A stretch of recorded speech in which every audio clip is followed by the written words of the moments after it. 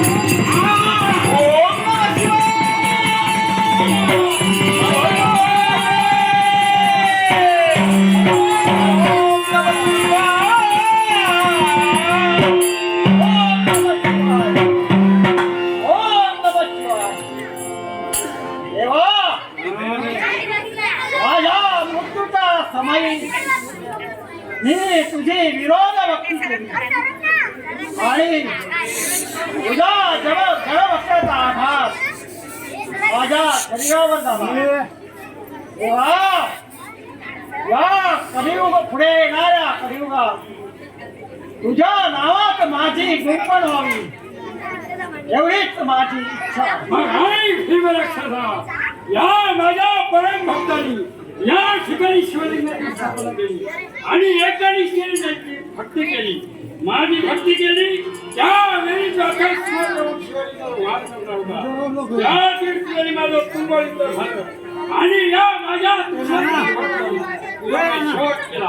पण मध्ये समय का होईना ओम यावेळी शिवलिंगाची स्थापना केली. आता येणारा कलियुगा तुझा मी इथे वाट केलाय म्हणून येणारा कलियुगा कोणत्या नावाने तर शिवलिंग भीमा तीर्थ या जगाला ओळखलं जाईल असा माझा मंगळ संकल्प